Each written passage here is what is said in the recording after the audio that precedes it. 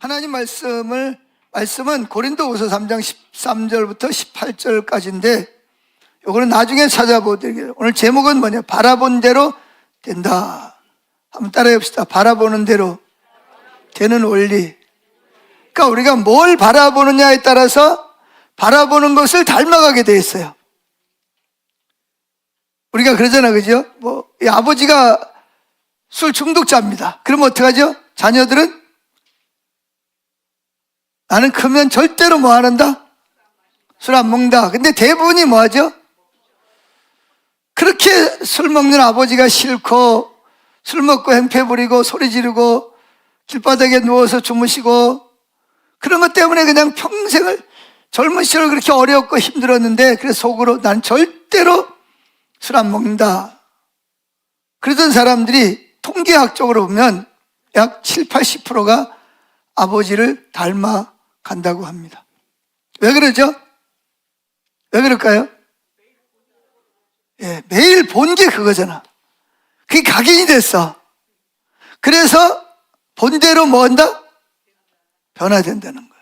또 며느리들도 그러잖아요. 시어머니, 그 시집살이는 시어머니한테 시달리면서 고생을 합니다. 난 절대로 며느리 얻으면 시집살이 안 시킬 거야. 그런데 놀라운 것은 그 며느리가 시어머니가 되면 거의 7, 80%가 며느리를 또 뭐 한다? 달달달 볶는 또 시어머니가 된다는 거예요. 왜 안 하기로 결심했는데 왜 그러죠? 보고 들은 게 그거밖에 없어요. 뭐 잘하는 걸 본 적이 없잖아. 그러니까 그렇게 되는 거예요. 그래서 오늘 제목이 뭐냐? 바라본 대로 되는 원리.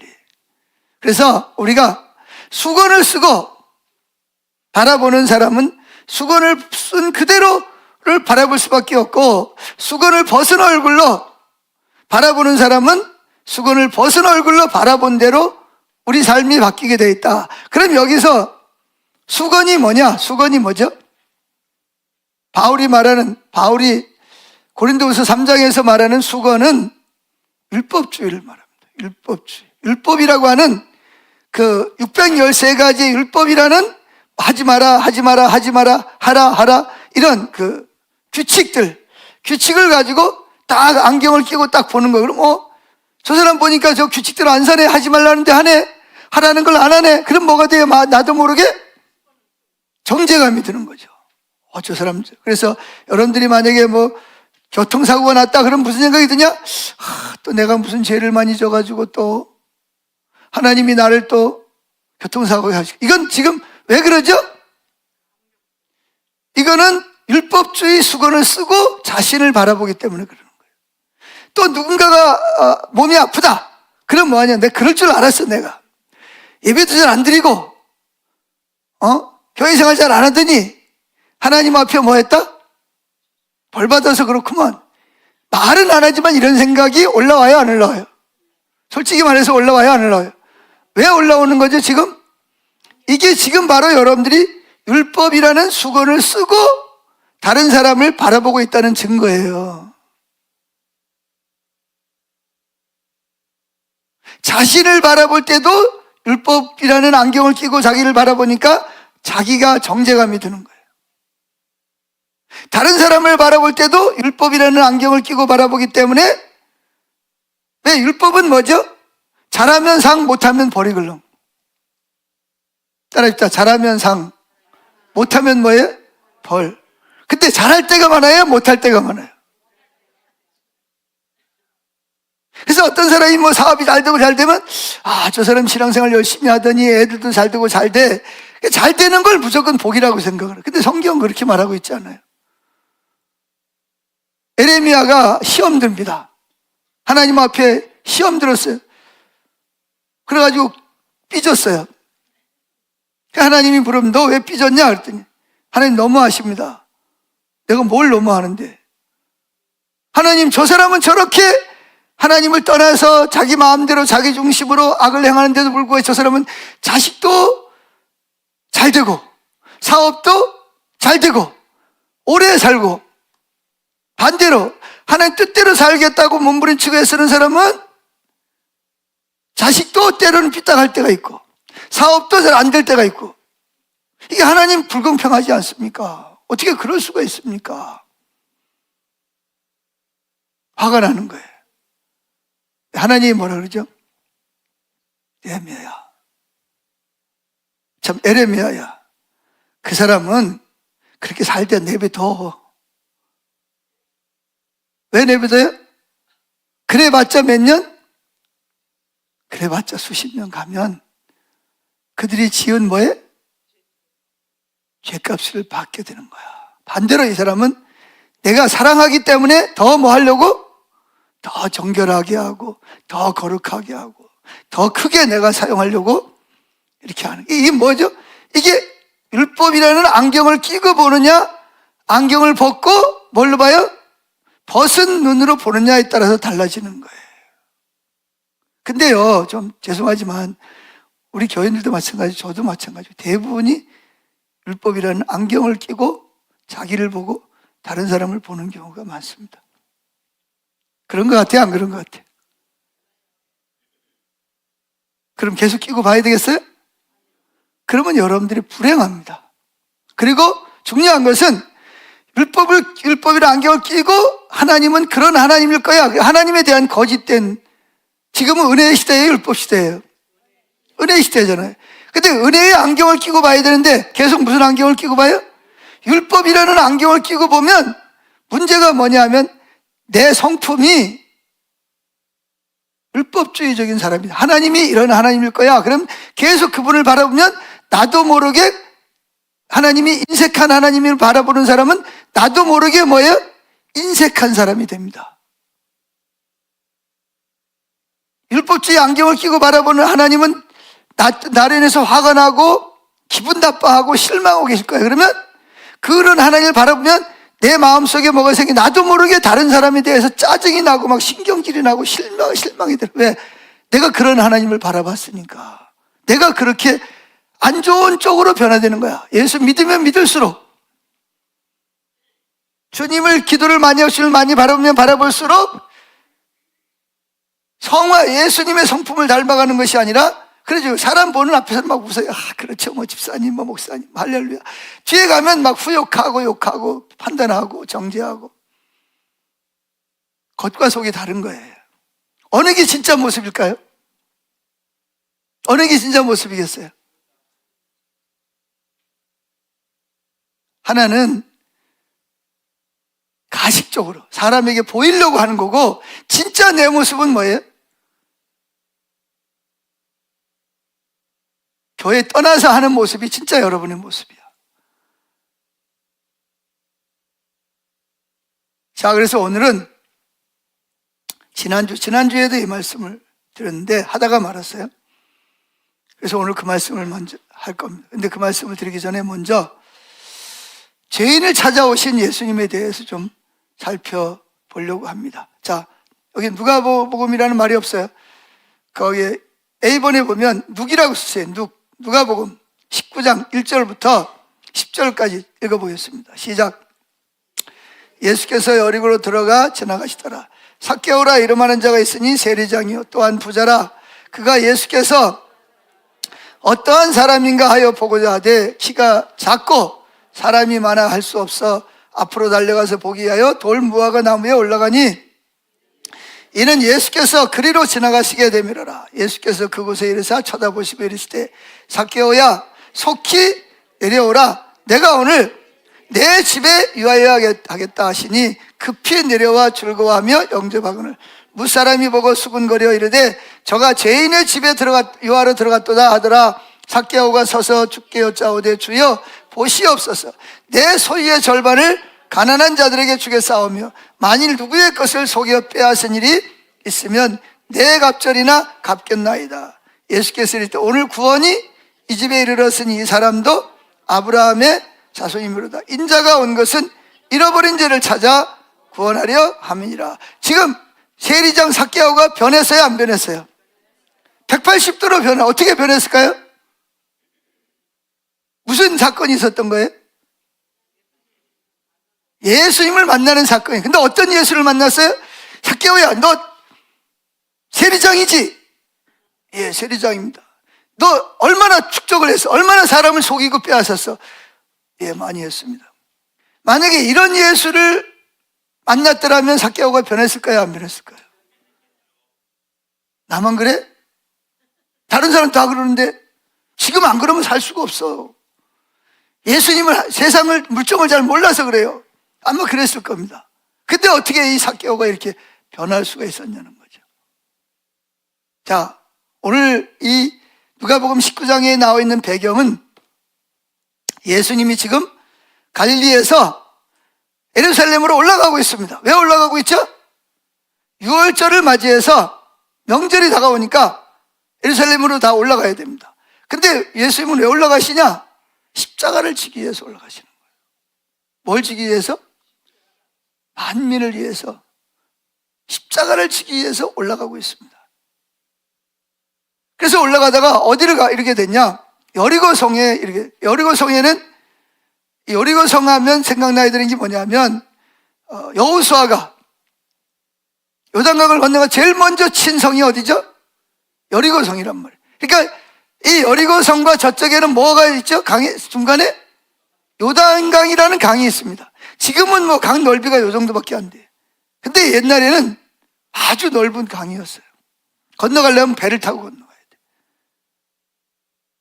배를 타려면 반드시 여리고성을 지나가야 돼. 저쪽에서 들어올 때도 여리고성으로 들어와야 돼. 근데 거기 자연스럽게 뭐가 있어요? 세관이 있습니다. 세관. 나갈 때, 들어갈 때 뭘 받아요? 세금을 받아야 되잖아요. 그런데 거기에는 이 저쪽에서 들어오는 주로 향유가 많이 들어왔어요. 향유를 많이 수입을 했어. 그러니까 수입을 하면 자연스럽게 관세를 물어야 됩니다. 근데 거기 관세, 그 세관에 세리들이 있고, 누가 또 있어요? 세리장이 있습니다. 세리장. 세리장이라는 것은 이 로마에 돈을 많이 주고 세리장 자리를 뭐예요? 사는 거예요. 그래가지고 밑에 세리를 두고 부리는 거죠. 그런데 그러면서 그 대신 일정한 금액은 로마에 바치고 나머지는 누가 작복하는 거예요? 나머지는 세리장과 세리장이 챙겨서 세리들에게 월급을 주는 식이거든요. 아멘? 근데 그 사람이 누구예요, 여기? 그래서 이 세리장은 이 로마의 권력을 등에 업고 있기 때문에, 공권력에 등에 업고 있기 때문에 누구도 건드릴 수가 없어요.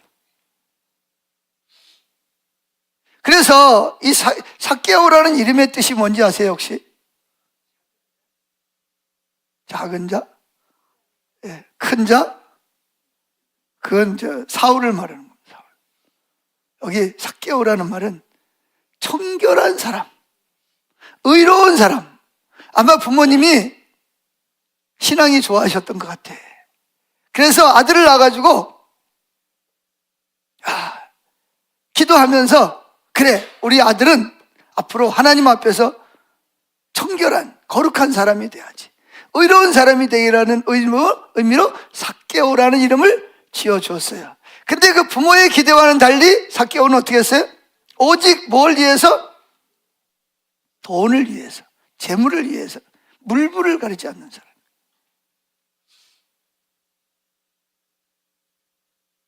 그래서 이 세리장 삭개오는 세금을 자기 마음대로 액수를 매기고 거두어서 재물을 축적하여, 오늘 성경에 보니까 뭐라 그랬더라? 삭개오를 뭐라 그랬어요? 키가 작고 뭐예요? 부자더라. 이렇게. 부자예요, 부자. 어떻게 해서 부자가 됐을까요? 그렇죠. 예를 들어서 5,000원을 받아야 되는데 뭐 7,000원을 받고 5,000원은 갖다 바치고 2,000원은 뭐예요? 세리들 월급 주고 나머지는 자기가 입마에 포켓하는 거죠. 그러다 보니까 부자가 됐습니다.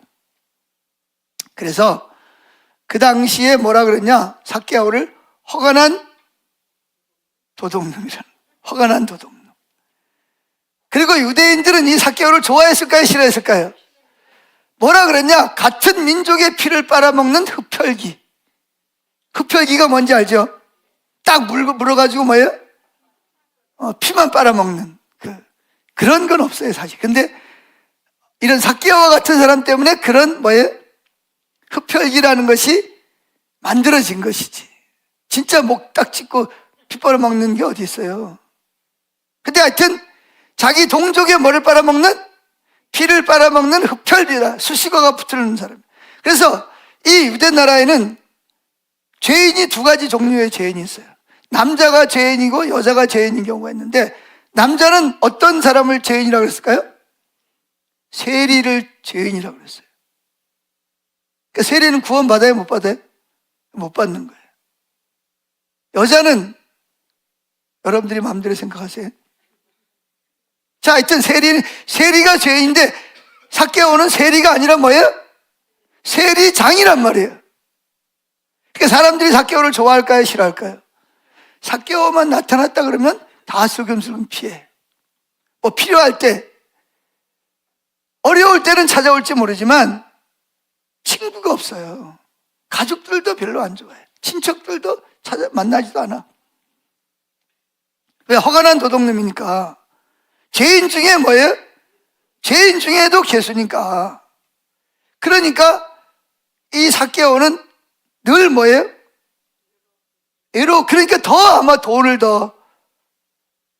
친구 삼았을지도 모르죠. 권력을 휘둘렀을지도 몰라요. 자, 그런데 거기에 누가 오신다는 소문이 들었어요?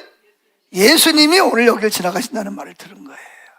그러니까 삭개오도 그 소식을 늦게 들었어. 알려주는 사람이 별로 없으니까.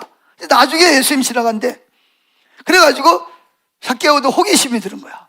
나도 그분 좀 한번 만나봐야겠다. 왜 더 호기심이 들었냐면, 오기 전에, 바로 여리고성 전에 18장에 보면, 누가 보면 18장에 무슨 사건, 두 가지 사건이 있어요. 하나는 부자 청년이 예수님에게 와가지고 뭐 하죠? 절을 하면서 내가 무엇으로 영생을 얻으리까? 그런데 예수님이 뭐라 그랬죠? 율법을 지켜라. 그랬더니 무슨 율법을 지킵니까? 내 부모를 공경하고 살인하지 말고 도둑질하지 말고 거짓 증거하지 말고. 그거는 제가 어릴 때부터 다 지켰습니다. 근데 예수님이 보니까 이 사람이 고민이 있어요. 뭐가 고민이죠? 그러면 안 되는 줄 아는데 안 되는 거야. 그게 뭐냐? 점지요, 관원이죠, 부자란 말이에요. 그러니까 예수님이 뭐라 그러냐? 그 부자를 사랑하셨어요. 사랑하지 않으면 그냥 적당히 넘어갈 텐데, 예수님 사랑하셔가지고 어떻게든 이 사람이 꼭 영생에 들어가도록 해줘야 되겠다, 그런 마음이 들어서 진실을 말합니다. 그게 뭐죠? 내 재산을 팔아서 주님께 가져오라는 말도 아니고, 가난한 사람에게 다 뭐해라? 나눠줘라. 그리고 와서 뭐해라? 나를 따르라. 내 제자가 되라는 거예요. 그 다음에 다음 말이죠. 그리하면 네가 원하는 뭐를 얻는다? 영생을 얻을 뿐만 아니라 하나님 나라에서 모두 네가 그렇게 좋아하는 보상도 누리게 될 것이다 하는 말을 했어요. 그런데 어떻게 됐을까요? 그 말을 듣고 부자 청년은 어떻게 했어요? 할렐루야, 주님 감사합니다. 거기에 길이 있었군요. 그리고 따라갔을까요? 부자라는 말은 뭐만 바라보고 산다는 거예요? 뭐가 목적이라는 거예요? 뭐가 즐거움이에요? 가족보다, 하나님보다, 나라보다 뭐가 먼저예요? 돈이 먼저 그럼요. 그러니까 주님은 이 젊은이를 사랑해서 이 젊은이가 고민하는 게 뭔지를 딱 아는 거예요. 그리고 이 친구가 돈이 우상이야. 가족보다, 국가보다, 하나님보다, 교회보다 돈이 우선이야. 그러니까 주님이 딱 아는 거죠. 그래서 네가 지금 천국에 들어가지 못하도록 너를 막고 있는 게 결국은 뭐다? 돈이다. 그러니까 돈을 뭐 한다? 다른 사람은 돈이 있어도 돈을 잘 쓸 줄 알고 돈보다도 하나님과 가족이나 이웃을 사랑할 줄 아는데, 너는 돈이 목적이야. 돈이 하나님이야. 그러니까 뭘 치워야 돼? 돈을 치워야만 네가 천국에 들어갈 수 있다는 걸 말해준 거예요. 근데 부자 청년은 그 이야기를 듣고 어떻게 했어요? 마음에 근심. 왜 근심했을까요? 이게 바로 율법주의적인 사고라는 거예요. 율법적으로 보면 뭐 해야 되는 줄 알아요? 이게 우상인 줄 금송아지인 줄 알아요? 몰라요? 아는데 현실은 또 뭐예요? 그게 안 돼. 못 내려놔. 여러분도 그러잖아요. 이거 잘못인 줄 알아요. 이거 안 되는 줄 알아. 근데 이게 쉽게 내려져요? 안 내려져요? 왜 안 내려지는지 아세요? 율법주의적인 안경을 끼고 있어서 그래요. 알긴 알아. 아는 거하고 사는 건 다릅니다. 여러분, 믿는 거하고 사는 것이 구별됩니까? 하나입니까? 이야기해 보세요. 예수 믿는 믿음과 행동은 따로 떨어져야, 아니면 믿음이 있으면 행동도 따라가게 돼 있어요. 아시긴 다 잘하시네. 믿는 만큼 살게 돼 있어요. 삶이 안 따라간다는 말은 내가 하나님이 안 믿어진다는 얘기예요. 하나님 누군지 모른다는 거예요. 그러니까 이 친구는 뭐예요? 율법적으로 어릴 때부터 그런 걸 다 알고 작은 짜투리는 다 했어. 근데 뭐는 못 넣어?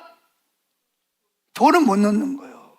그래, 주님이 그거 치우려고 그러는데 근심하면서 돌아갔더라. 두 번째 사건이 뭐냐? 18장에 보면 두 번째는 태어나면서부터 소경된 사람이 예수님을 찾아옵니다. 그래서 예수님, 내가 너에게 뭘 해주길 원하냐? 뭐 뻔하잖아, 그죠? 보기를 원합니다. 했더니 예수님 어떻게 했어요? 태어나면서부터 소경된, 한 번도 눈을 떠본 적이 없는 사람을 예수님이 즉각적으로 뭐 했어요? 소경의 눈을 열어서 정상으로 보게 하신 거예요. 와, 그 막 소문이 막 들고 들어가지고 여리고성까지 와가지고 결국 누구에게까지 들어갔어요? 이 삭개오까지 들어간 거예요. 삭개오가 도대체 그분 누구야? 옛날에도 뭐 죽은 자를 살렸다든가 뭐 고기를 많이 잡게 했다든가 뭐 오병이의 기적을 이야기는 들었는데 어제 그런 일이 있다고 그러니까 진짜 이분을 좀 보고 싶은 거야. 그래서 체면을 무릅쓰고 사람들이 자기를 싫어한다는 걸 알지만 그래도 뭐예요? 호기심이 발달. 갔어요. 갔는데 두 가지 장애물이 있어. 첫째는 뭐죠? 사람이 많아. 이미 벌써 소문을 듣고 자기보다 와서 앞선 사람이 너무 많아. 둘째는 뭐죠? 키가 작아. 어쩔 수 없이 뭐예요? 포기해야 돼. 근데 이 삭개오는 포기하지 않습니다. 의지를 동원해서 머리를 굴리는 거죠. 어떻게 하면 주님을 예수님을 볼 수 있을까? 그러다가 보니까 뭐가 생각이 났어요? 예수님이 걸어가는 길에는, 길 옆에는 돌 무화과 나무, 사람들이 심지 않았지만 자연적으로 심어져 있는, 그래서 나그네들이 배가 고프면 따먹으라고 돌 무화과 나무를 심어 놓은 게 있어요. 그래서 보니까 나무가 저기 있어요. 그러니까 잽싸게 뛰어가서 뭐 했어요? 여러분 무화과 나무를 보면 알겠지만 이렇게 올라간 게 아니고 어떻게 했어요? 이렇게 번져 올라간다. 그러니까 뭐 키가 작지만 쉽게 올라간 거예요. 그러니까 예수님이 이 길이 그러니까 지나갈 거니까 여기서 내려다 보고 있는 거, 저기서 예수님, 저분이 예수님이로구나. 근데 그분이 저벅저벅 오더니 갑자기 와가지고 뭐예요? 삭개오를 딱 쳐다보는 거예요. 자, 그때 성경에 나와 있지 않지만 예수님이 어떤 표정으로 삭개오를 바라봤을까요? 어이구 인간아, 할 짓이 없어서 세리장을 하냐? 그냥 너무 많이 처먹어가지고 볼테이가 터질 것 같고 뭐 그런 표정으로 봤을까요? 그럼 어떤 표정으로 봤을까요?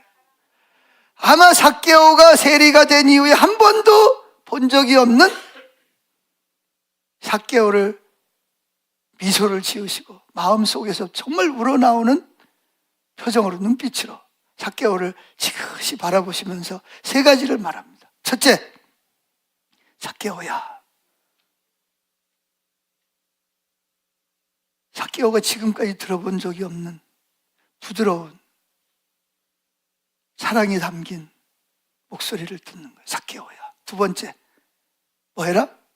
내려와라. 세 번째, 내려오는 목적이 뭐냐? 내가 오늘 너희 집에 이어야겠다. 아니 지금 사람들이 서로 예수님을 자기 집으로 뭐 하려고? 모셔가려고 그러는 거예요. 근데 지금 누구네 집에 가겠다는 거예요? 자기 집에 오시겠다는 거예요. 그래서 성경에 보니까 뭐라 했어요? 자 보세요. 6절 보세요. 급히, 첫째, 급히 내려왔다. 두 번째 뭐예요? 즐거워했다. 세 번째, 영접했다. 세 가지를 보세요. 자, 만약에 예수님이 삭개오를 향해서 아이고 인간아 너 내려와 올라가 내 집 이러면 어떻게 했을까요? 내려오긴 내려오지만 기분이 아마 또 오늘 또 뭐라고 또 나한테 또 잔소리 하려고 또 그러는 거야. 다른 사람들도 듣기 싫어 죽겠는데 저 예수님까지 하나님까지 나를 뭐라 그러려고 그러는 거야. 그래 근데 삭개오는 뭐예요? 급히 내려왔다는 거야. 그건 뭘 의미하는 거죠? 마음이 즐겁다는 거야. 자원하는 마음으로. 그리고 뭐예요? 예수님을 영접했다는 거예요. 막 그냥 그 작은 키로 말이지 앞에서 막 따라오나 안 따라오나 보면서 막 싱글벙글 하면서 아마 자기 집으로 오시고 갔어요. 근데 반대로 또 이걸 뭐 하는 사람이 있어요? 기분 나쁜 사람들이 있어. 짜증나는 사람들이 있어. 누굴까요? 하나님 믿는 사람들이죠. 자, 어디를 보냐? 7절. 시작. 무사람이 보고 수군거려 이르되 저가 죄인의 집에 들어갔도다 하더라. 근데 여기서 이제 이 사람들의 지금 눈에는 뭐가 씌워져 있어요? 수건이 쓰여져 있는 거예요. 무슨 수건? 율법이라는 수건을 쓰고 있는 거예요. 그걸 어떻게 알죠? 아니 예수님이 해당장의 집에 가거나 바리새인의 집에 가거나 진짜 말 그대로 청결한 사람 집에 들어가야지 어떻게 저런 세리장의 집에 들어갈 수가 있어. 기분이 나쁜 거예요. 수근수근합니다. 이 사람들 눈에는 지금 다 뭐가 씌워져 있어요? 수건이 씌워져 있는데 본인은 수건이 씌워진 줄 알아요? 몰라요? 그들은 성경을 잘 알았을까요? 몰랐을까요? 그래서 성경을 읽을수록 율법의 수건이 너희 눈을 뭐 했도다? 덮었도다 그렇게 말하고. 근데 여러분 오늘날도 별 다르지 않아요. 저도요. 제 눈에도 율법이라는 수건이 씌워져 있는 것을 제가 나중에 깨달을 때가 있어요. 여러분 수건을 벗어야 됩니다.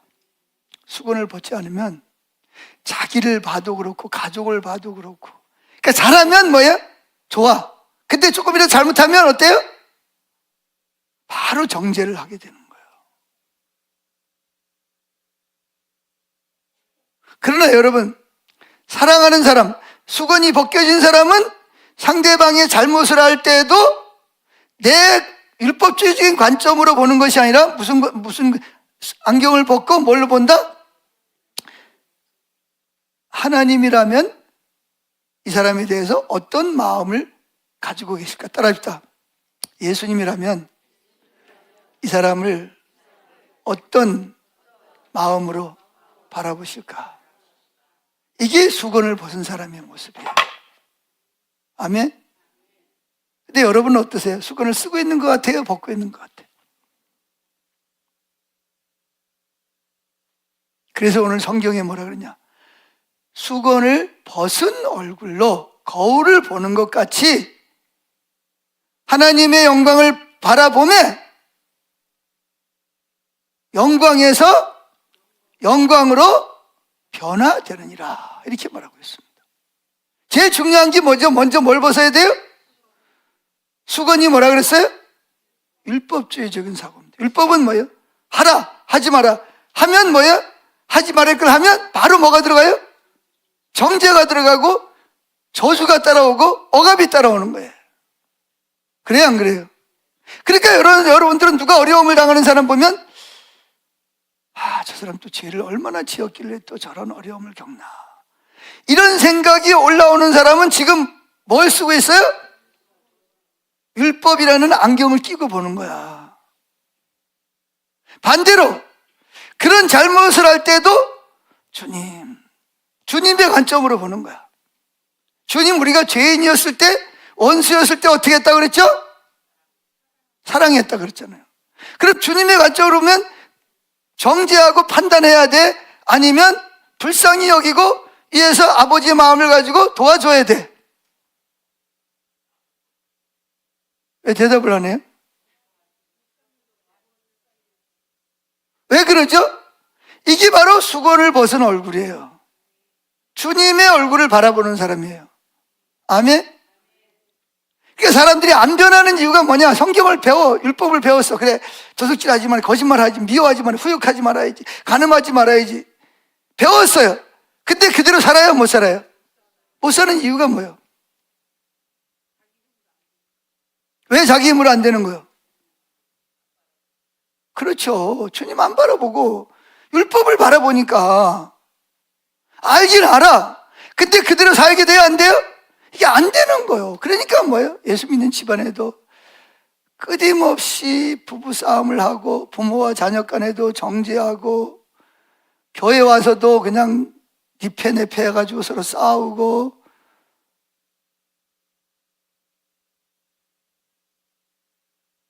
이런 사람들의 특징이 뭐냐 하면 성경을, 율법을 잘 안다는 거예요.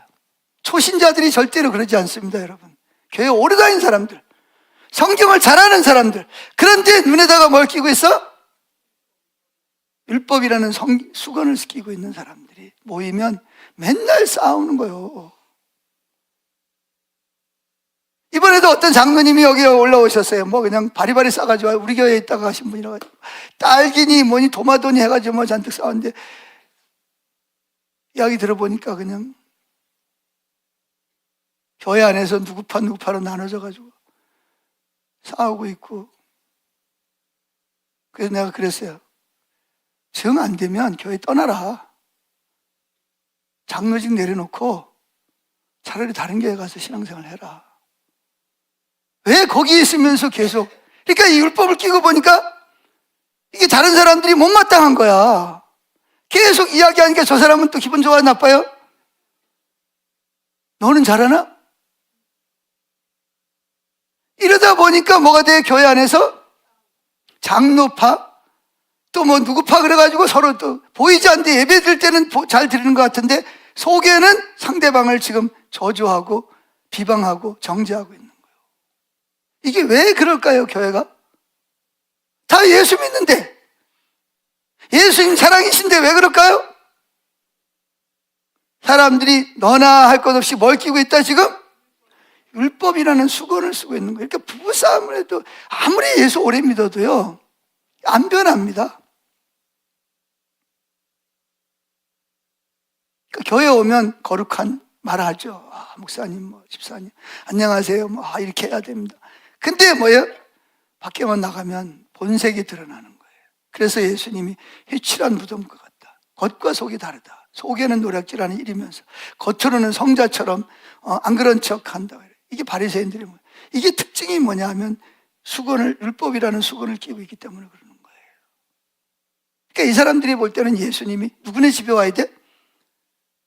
우리 집에 와야지. 어떻게 저런 세리장의 집에 가냐고요.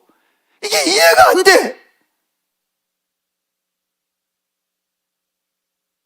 아니 우리 집이 아니라도 적어도 뭐 해당장의 집에라도 가야지. 어떻게 저런 세리장의 집에 들어가서. 그러니까 예수님이 뭐하러 오신 거예요? 이 땅에? 의인을 부르러 온 거예요? 죄인을 부르러 온 거예요? 다 죄인입니다. 의인인 사람 하나도 없어요. 다 죄인이. 근데 죄인은 죄인인데 두 가지 죄인. 자기가 죄인인 걸 아는 죄인이 있고 자기가 죄인이라는 걸 모르는 죄인이 있어요. 왜? 수건을 쓰고 있으니까 자기는 죄인이 아니라고 생각해요. 세리장 삭개오는 죄인이지만 나는 거기에 비해서 죄인이긴 죄인이지만 그래도 나는 훨씬 나은 사람. 여러분 대낀 무슨 일이죠? 대찐 도찐이라는 거예요. 도철이 기적이요, 고기가 다 고기요. 죄값은 다 사망입니다, 여러분. 아멘. 자, 그래서 삭개오가 변화가 됩니다. 뭐 어떻게 변화되냐? 예수님이 언제 뭐 회개하라는 말도 안 했어요. 그런데 예수님의 그 환한 미소를 보면서 그 자비와 사랑을 그때 율법이 벗겨졌겠죠. 삭개오도 지금까지 알고 있던 하나님 율법에 대한 개념이 수건이 벗겨지는. 그러니까 뭐냐?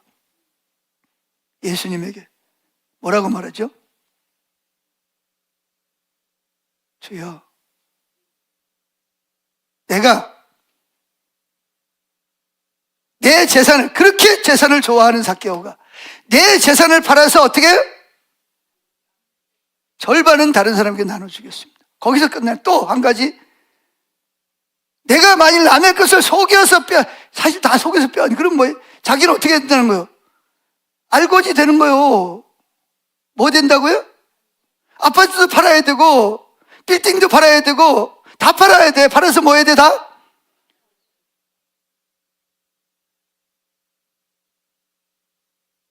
아니 근데 예수님이 뭐 너 그러라 그랬나요? 안 그랬나요?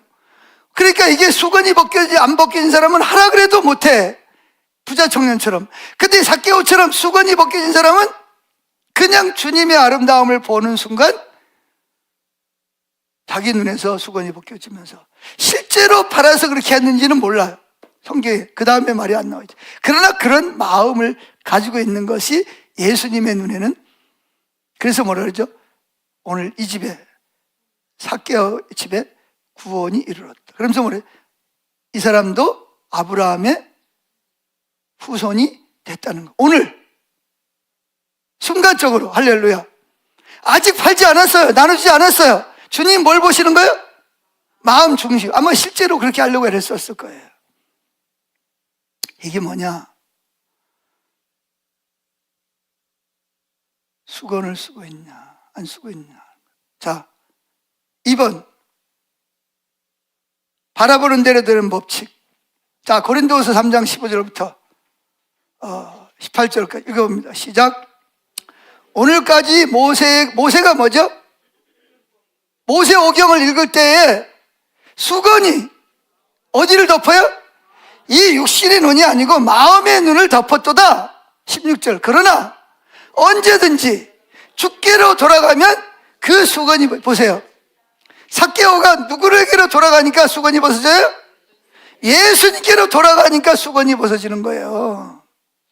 지금까지 삭개오는 얼마나 율법이라는 안경을 쓰고 괴로움을 당했겠어요. 자기 자신에 대해서도 그렇고 얼마나 두려웠겠어요. 야, 내가 이대로 죽으면 틀림없이 지옥에서 맨 밑바닥에 갈 텐데. 알아요. 근데 뭐 이게 안 되는 거예요. 안 변해. 다른 사람 보면 또 자기도 또 그런 주제에 또 다른 사람 보면 또 정죄하고 또 판단했을 거 아니에요. 그러니 얼마나 무거운 짐을 지고 고통을 당하면서 살았겠냐는 거죠. 16절. 그러나 언제든지 누구에게로 돌아오면, 주께로 돌아오면 그 수건이 벗어질 수 있는 유일한 비결이 뭐냐? 예수님을 바라봐야 됩니다. 삭개오처럼. 아멘. 나를 향해서, 내가 비록 죄인이야, 죽을 죄인이지만 나를 사랑하시고 나를 기뻐하시고 나 같은 사람 집에 들어와서 나와 함께 먹고 마시고 함께 하기를 원하시는 그 주님. 나를 정죄하시기보다는 나를 이해하시고 나를 기뻐하시는 하나님, 그 아름다우신 주님을 볼 때 수건이 벗겨진 줄로 믿습니다. 아멘. 자, 16절 읽읍시다. 그러나 언제든지 주께로 돌아가면 그 수건이 뭐라 그랬죠? 여러분들이 배운, 어릴 때부터 배운 성경 율법주의적인 사고, 계명 이런 거. 17절. 주는 영이시니 주의 영이 계신 곳에는 뭐가 있느니라? 자유가 뭐냐? 더 이상 내가 나를 정죄하지 않아. 나도 더 이상 다른 사람 정죄하지 않아. 그러니까 뭐예요? 심판에 대한 두려움. 예수님이 내 죄를 심판을 다 가져갔으니까. 할렐루야. 지옥에 대한 두려움도 없어. 형벌을 받을까 두려워하지. 왜? 예수님 나 대신 다 형벌을 받았으니까. 할렐루야. 그러니까 뭐예요? 자유한 거예요. 할렐루야. 18절.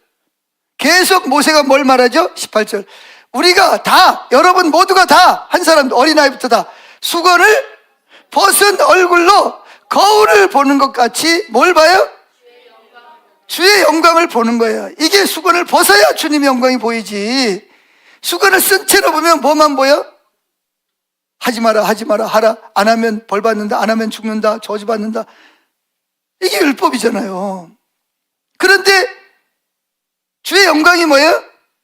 내가 죄인 되었을 때, 내가 원수 될 때, 내가 연약할 때 나를 사랑하셔서 나를 위해 대신 십자가를 지시고 나를 기뻐하고 즐거워하시고 나를 갈망하시고 질투하고 열망하시는, 그리고 아름다우신 주님을 볼 때 눈에서 뭐가 벗겨져요?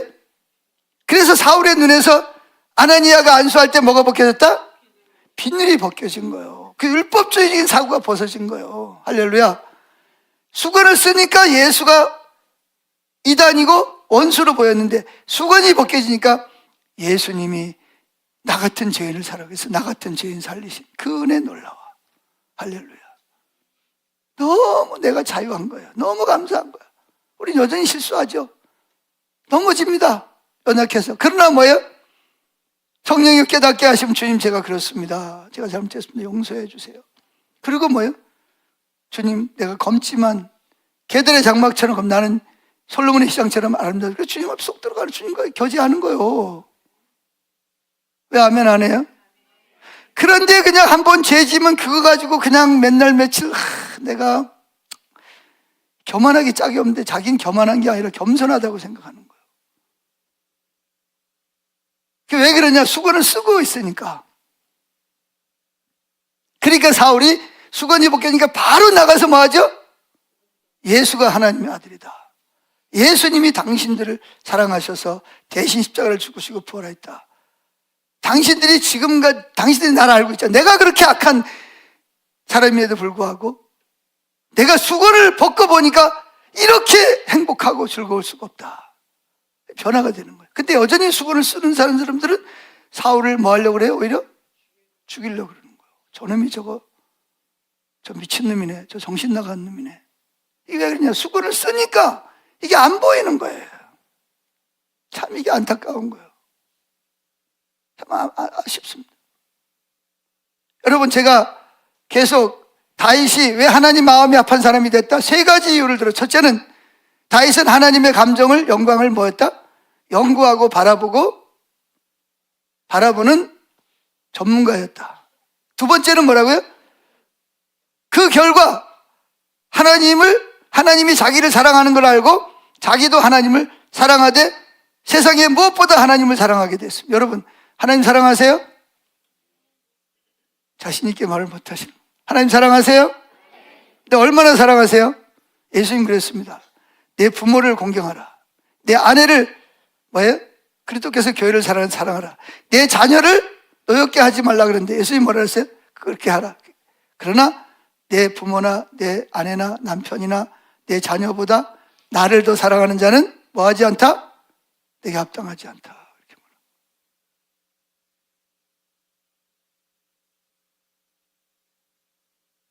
이 말은 부모를 공경하지 말라는 말도 아니고 아내를 사랑하지 말라는 말도 아니고 자녀를 팽개쳐도 된다 그런 말이 아닙니다. 다 소중하고 귀하지만 그런 사람들의 보다도 누가 더? 하나님 그분이 내게 소중하고 가치 있는 분이고 사랑한다는 거예요. 그럴 때 주님을 그렇게 사랑할 때 누굴 사랑한다?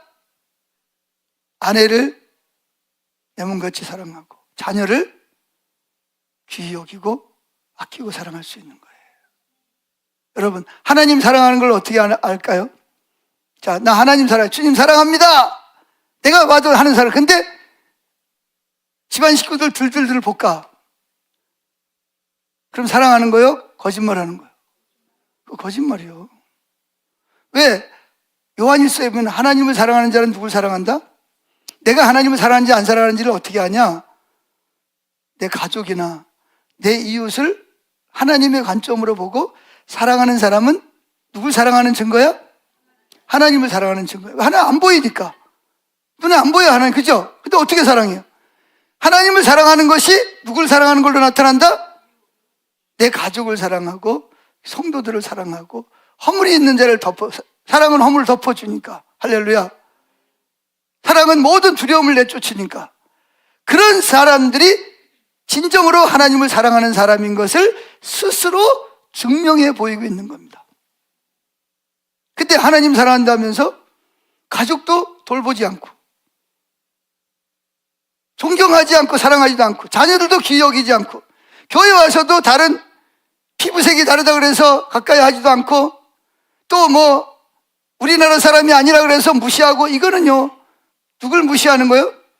하나님을 하나님 사랑하는 게 아니에요. 스스로 속이지 마세요. 따라해보세요. 스스로 속이지 마라. 스스로 속이지 마세요. 그거는 사랑하는 게, 하나님 사랑하는 게 아니에요. 그래서 하나님을 사랑하면 하나님의 계명을 지킨다. 이게 다윗의 세 번째가 뭐였죠? 하나님의 비전이 나의 비전이고 하나님의 비전이 나를 통해서 이루어지기를 위해서 싸우는 겁니다. 할렐루야. 자, 그러면 수건을 벗은 얼굴로 주님을 바라봐야 여러분이 누굴 닮아간다? 따라합시다. 바라보는 대로 변한다. 만약에 하나님이 인색해, 하나님 늘 화가 나 있어, 늘 짜증 섞여, 실망, 그런 하나님을 바라보면 내 마음도 뭐예요? 무겁고 다른 사람에 대해서 짜증이 나고 실망감이 있습니다. 그런데 내가 아무리 넘어지고 자빠지고 쓰러져도 하나님은 실망해요, 안 해요? 해요, 안 해요? 안 합니다. 그리고 우리가 연약해서 그런 걸 알고 있어요. 할렐루야. 그렇기 때문에 뭐예요? 그 하나님을 바라보는 사람은 다른 사람 때문에 실망하거나 절망하지 않아요. 포기하지 않아요. 왜? 주님이 나를 안 포기했는데, 주님을 포기하지 않는 주님을 바라보다 보면 나도 다른 사람을 포기해요, 안 포기해요? 포기하지 않는 거예요. 할렐루야. 하나님이 변화시킬, 지금은 안 변한 것 같지만 때가 되면 하나님 변화시킬 것을 믿고 주님을 바라보고 나가는 거예요. 할렐루야. 여러분, 구약 성경에 얼마나 많은 사람이, 백성이 나옵니까? 그런데 왜 하나님은 다윗만 왜 내 마음이 아픈 자라 그랬어요? 아브라함도 있죠, 노아도 있죠, 에녹도 있죠. 300년 동안 하나님과 동행했잖아요. 모세도 있죠, 엘리야, 엘리사, 에레미야, 느헤미야, 에스더, 아모스, 요나, 수많은 사람이 있는데 왜 하나님은 다윗을 내 마음에 합한 사람이라 그래요? 뭐가 다른 거예요? 아직도 이해가 안 돼. 내가 이 설교를 언제까지 해야 될지 잘 모르겠네. 왜 하나님은 다윗은 다른 사람에 비해서 바보 천치야, 멍청해, 지혜도 없어, 똑똑하지도 않아, 공부도 잘 못해, 기억력도 별로 없어. 그런데 왜 하나님 다윗을 그렇게 높이고 위대하게 하시는 거예요? 이유가 뭐예요?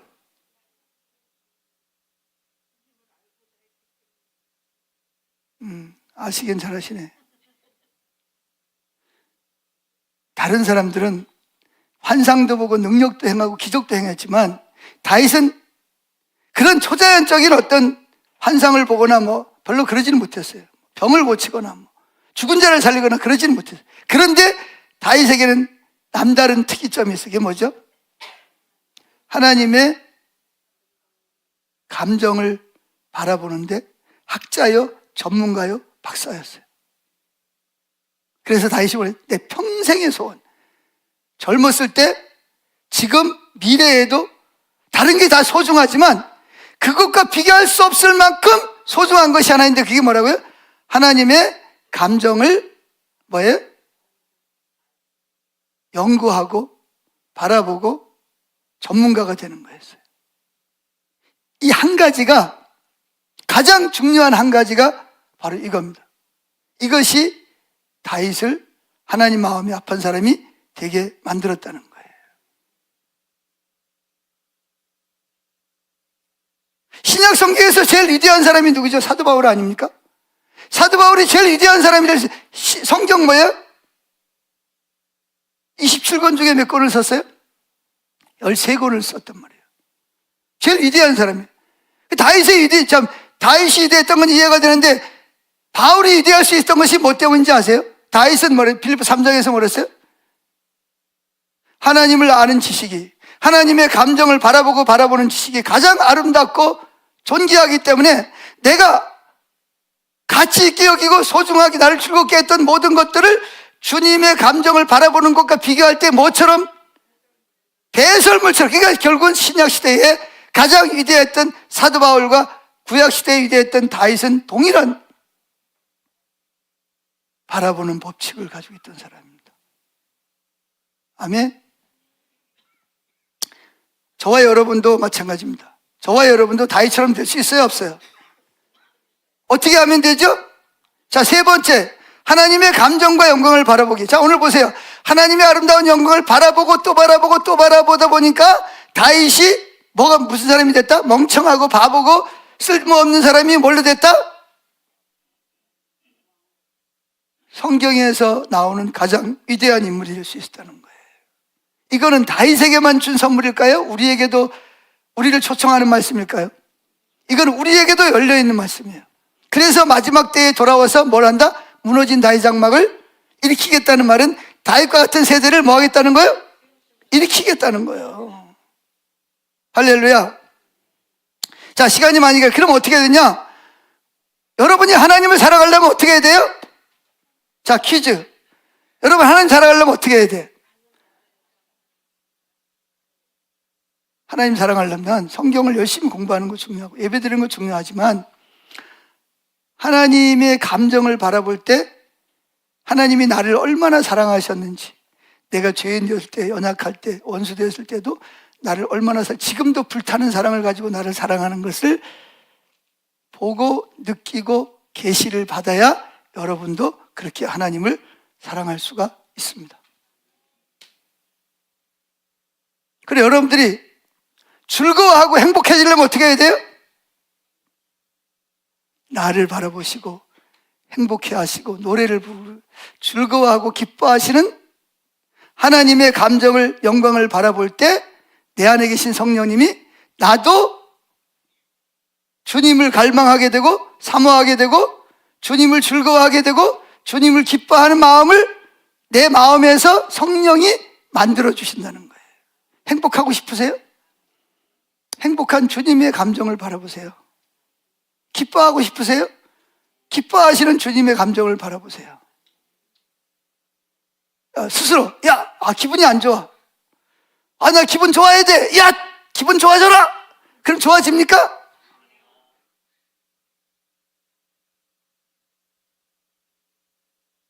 애쓰고 힘쓰고 막 이를 부드득 갈아도 돼요, 안 돼요? 안 됩니다. 그러지 말고 뭐를 바라봐라?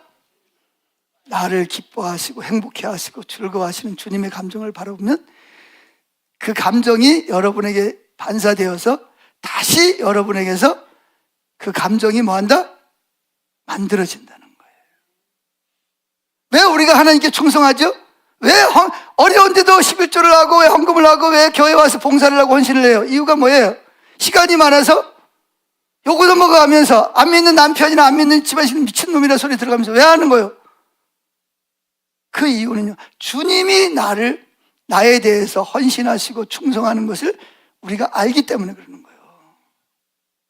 예수님 그 핍박과 멸시와 천대를 받으면서도 나를 위해서 헌신하고 충성하셨다는 것을 우리가 아는 사람은 아무리 핍박이 오고 환난이 와도 주님을 위해서 헌신하고 충성하게 되어 있어요. 근데 주님의 감정을 모르고 그냥 성경만 배워가지고 성경에서 이렇게 했다, 그거는요, 얼마 안 가면 지쳐버립니다. 예수 믿는 거 너무 힘드네. 뭘 하라는 것도 그렇게 많고 하지 말라는 것도 많고 교회 가면 뭘 헌금하라는 게, 그래가지고 한다는 말이 뭐냐? 돈 없으면 교회도 못 다녀. 그러니까 억지로 하다 보니까 기분이 안 좋은 거야. 그런데 하나님이 나를 위해서 가장 아끼는 아이들까지 내어주시고 예수님 자기 살과 피를 나를 위해서 하시고 나를 끝까지 사랑하시고 내가 주님을 떠나도 나를 포기하지 않으시고 나를 찾아오시는 그 주님의 충성과 헌신이 보여지는 사람은 하나님께 드려도 더 모자라. 아까운 게 아니라 더 드려야 되는데, 더 헌신해야 되는데, 더 복음을 전해야 되는데, 이게 바로 뭐냐? 율법주의적인 수건을 쓰고 있는 사람과 수건을 벗은 채로 주님을 바라보는 사람의 차이점입니다.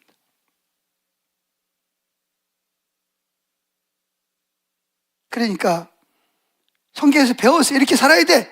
그래서 그대로 살려고 하는데 하다 보니까 아깝죠. 나도 바빠 죽겠는데 왜 교회 나와서 봉사하라고 그러는 거야? 내가 쓸 돈도 없는데 미래를 위해서, 노후를 위해서, 애들을 위해서 쌓아놔도 지금 모자라는데 무슨 죽을려면 11조야, 11조는. 그러니까 유튜브에 보면 뭐라 그래? 11조 내지 마라.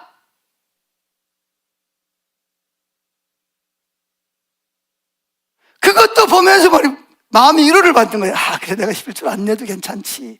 여봐, 11조 내라 그러지 내는 거는 잘못됐다 그랬잖아. 기분이 좋은 거예요. 위로를. 근데 속에 있는 내 영은 꿈틀꿈틀. 그건 아니잖아. 그건 아니잖아. 이렇게 꿈틀꿈틀하는 거예요.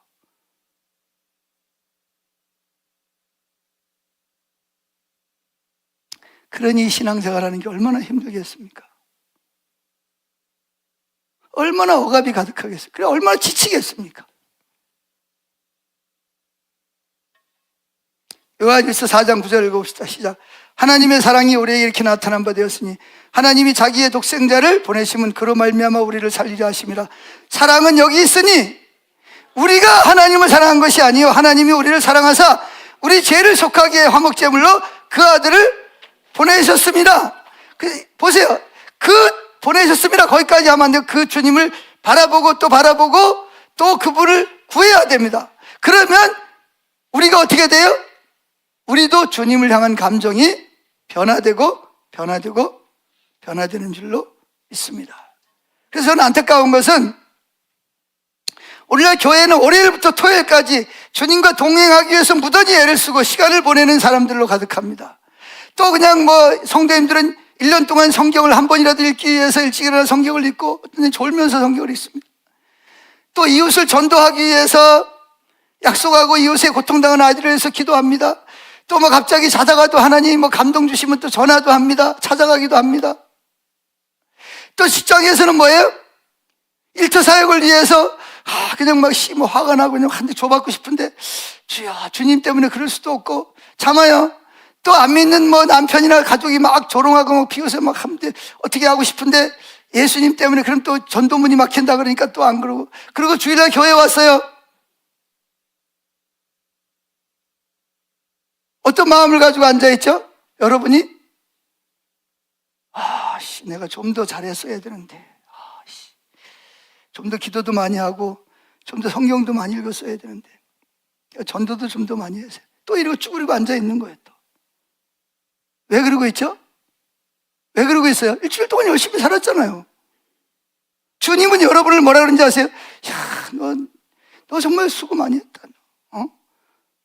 나를 알기 위해 성경을 읽고 일터에 가가지고도 그냥 기분 나쁘고 속상할 때 네가 전도문 막지 않으려고 친절하게 하고 애쓰고 수고한 거 내가 옆에서 다 보고 있었어. 너 믿지 않는 남편이 너 예수 믿는다고 조롱하고 그럴 때도 네가 그냥 입을 꾹 다물고 애쓰는 거 내가 옆에서 얼마나 마음이 아팠는지 몰라. 네가 전도하려고 애쓰고 수고한 거 내가 옆에 얼마나 내가 기뻤는지 모른다. 하나님은 그러고 있는데 우리는 뭐라고 생각하냐? 주님이 또 나한테 얼마나 화가 났을라나? 얼마나 또 실망하고 계실라나? 이러고 있는 거예요. 왜 이렇게 하나님 마음하고 우리 마음이 다른 거예요? 왜 다른 거예요? 이유가 뭐예요? 율법의 수건을 쓰고 있으니까 그러는 거예요. 율법의 수건 좀 벗으세요. 저를 비롯해서 여러분 모두가 다. 주님은 여러분들이 힘들고 어려울 때 옆에서 그래 네가 나를 위해서 이렇게 했어. 고맙다. 감사. 따라해보세요. 고맙다. 사랑한다. 네가 나를 위해서 이렇게 애쓰는 것을 내가 얼마나 기쁜지 모르겠다. 왜 안 해요? 이게 율법이 안 벗겨지니까 이게 따라하는 것도 안 되네 이게. 에? 다윗처럼 주님의 마음을 좀 바라봅시다. 주님의 마음이 전문가가 돼야 됩니다. 교회 나올 때 이것저것 달라고 그러기 전에 먼저 주님의 마음을 좀 알게 해달라고 기도합시다. 찬양하겠습니다.